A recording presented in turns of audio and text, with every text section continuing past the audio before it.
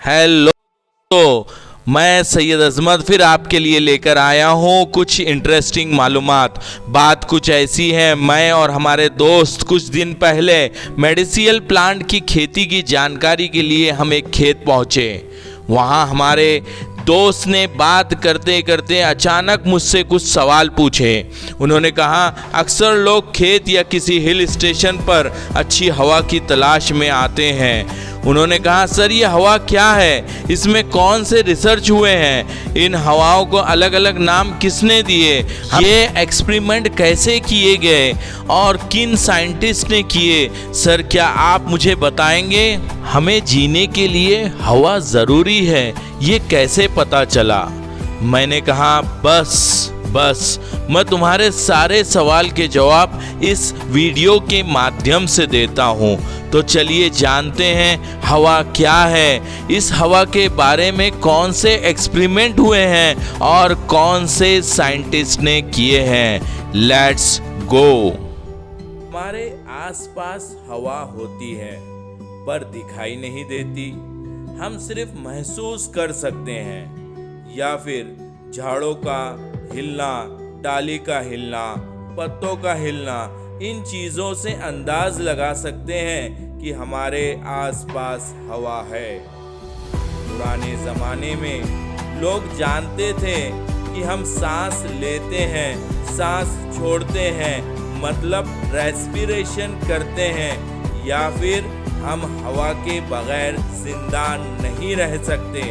पर हवा को समझने के लिए सिर्फ इतनी मालूमात, इंफॉर्मेशन काफ़ी नहीं है।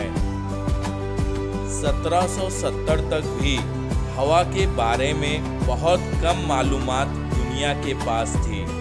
पुराने वक्त के लोग अपने हिसाब से नए नए विचार हवा के बारे में बताते थे। पुराने वक्त के लोग मानते थे कि दुनिया प्रमुख 5 चीज़ों से बनी है, जैसे आग, ज़मीन, रोशनी, हवा और पानी। मशहूर ग्रीक फिलोसोफर एरिस्टोटल ने भी कहा था कि दुनिया इन्हीं 5 चीज़ों से बनी है। कई दिनों तक लोग इसी बात पर विश्वास रखते थे। इन्हीं चीज़ों पर भरोसा करते हुए बेल्जियम कीमियागर जैन हेलमोंट ने हवा के बारे में बताते हुए सबसे पहले गैस शब्द का इस्तेमाल किया, केओस। इस ग्रीक शब्द से हेलमोंट ने गैस शब्द बताया।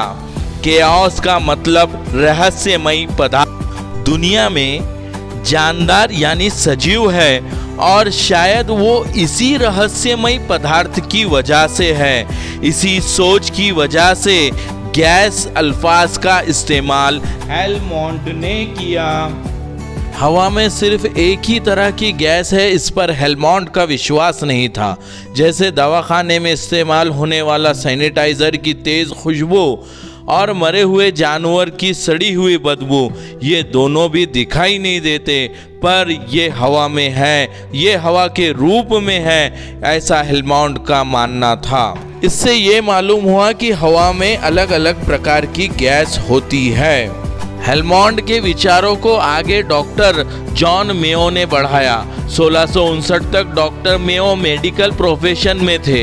इंसान को हवा की ज़रूरत है और किसी भी चीज़ को जलने के लिए भी हवा ज़रूरी है, ये अब तक सबको पता लग चुका था। रेस्पिरेशन यानी श्वासोश्वास और ज्वलन प्रक्रिया, कंबंशन, फायर, इस प्रोसेस में हवा किस तरह काम आती है, ये जानने के लिए मेयो साहब को बड़ा इंटरेस्ट था। मेयो साहब ने इस चीज़ को समझने के लिए कुछ एक्सपेरिमेंट्स किए थे, जिसमें से एक एक्सपेरिमेंट मैं आपको बता रहा हूँ कि मेयो साहब ने एक प्लेट ली, उसके अंदर पानी भर दिया और मोमबत्ती बीच में, कैंडल बीच में चिपका दी।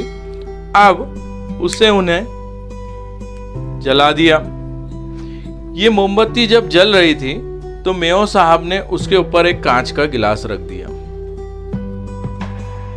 ये कांच का गिलास रखने के बाद ये मोमबत्ती, ये कैंडल कुछ देर तक जलती रही और बाद में ये कैंडल बुझ गई। बुझने के बाद अगर हम यहाँ गौर करें या घर पर आप एक्सपेरिमेंट करें तो ये पानी की लेवल भी ऊंची हो गई, ऊपर की तरफ ये पानी आ गया। मेयो साहब ने किए हुए इस एक्सपेरिमेंट पर मेयो साहब ने कहा कि हवा में कम से कम 2 किस्म की गैस है, उसमें से एक जो मदद करती है आग को जलने के लिए। उन्होंने दूसरा एक एक्सपेरिमेंट किया था एक लिविंग थिंग पर। उन्होंने उस वक्त एक माउस लिया था, चूहा लिया था, और उसे एक कांच की गिलास में, एक कांच के बॉक्स में रख दिया और उसे पैक कर दिया। कुछ देर वो उसमें रहने के बाद वो मर गया। इसके बाद मेयो साहब ने कहा था कि वही गैस है जो जलने के लिए मदद कर रही है और वही इंसान को जीने के लिए भी मदद करती है। ये डॉक्टर मेयो के एक्सपेरिमेंट्स थे।